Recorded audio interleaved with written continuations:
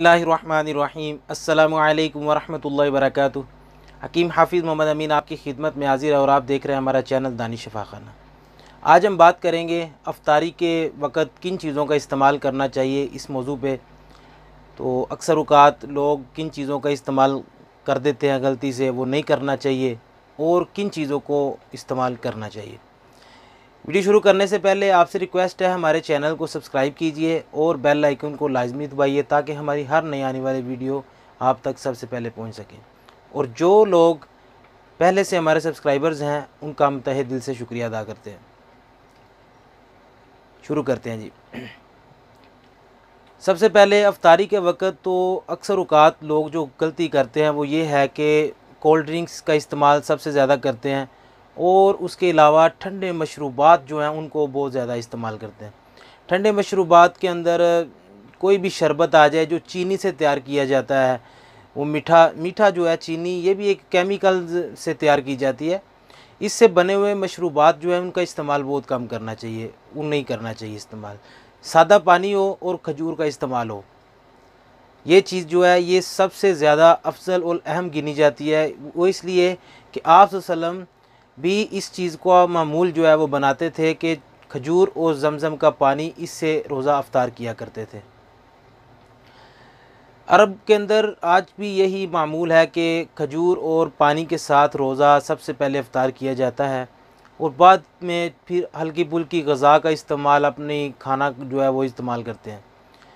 तो आप इस चीज़ को लाजमी इस्तेमाल करें। और खाने के अंदर आम सब्ज़ी हो, उसके साथ सादी रोटी हो, पराठे का इस्तेमाल नहीं करना चाहिए। रात के वक्त पराठा वैसे भी नहीं खाना चाहिए, और अफ्तारी के दौरान तो बिल्कुल नहीं।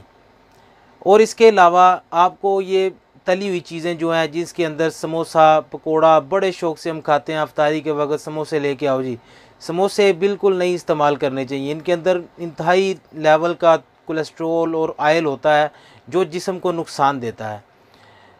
और इसके अलावा ठंडा पानी हमें बिल्कुल नहीं पीना चाहिए। ठंडा पानी और ठंडा कोल्ड ड्रिंक्स, वो इसलिए कि मैदा जो है वो सारे दिन जो है खाली रहता है, और आखिर में वो बिल्कुल ऐसे गर्म हुआ होता है।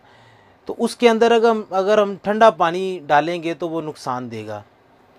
लिहाजा उसको पानी जो है उसके अंदर डालें जो रूम टेम्परेचर के अंदर बिल्कुल सादा पानी हो, वो इस्तेमाल करें। अगर आप कोई मशरूब बनाना चाहते हैं तो वो आप अपना जो है फलों का जूस बनाएं, ताज़ा जूस, उसको उसके अंदर मीठा वगैरह ना डालें, उसका ताज़ा जूस बनाएं, वो इस्तेमाल करें। और उसके अलावा खजूर का शेक बना सकते हैं, बादाम का शेक, बादाम उसके अंदर हल करके शेक बना सकते हैं, इस चीज़ का इस्तेमाल करें। अगर आपको कमज़ोरी, सुस्ती महसूस हो तो आप ये अमल लाजमी करें अफ्तारी के वक़्त, इसका बड़ा इंशाल्लाह फ़ायदा होगा। वो ये है कि खजूर और गर्म दूध का एक गिलास, ये चीज़ इस्तेमाल करें। इसके साथ आपकी जो दिन भर की थकान, कमज़ोरी, सुस्ती होगी, ये बिल्कुल खत्म हो जाएगी। लोग दही भल्ले इस्तेमाल करते हैं अफ्तारी के वक़्त, ये चीज़ भी बिल्कुल नहीं खानी चाहिए, बहुत हैवी होती है और ये मैदे को जो है नुकसान पहुंचाती है।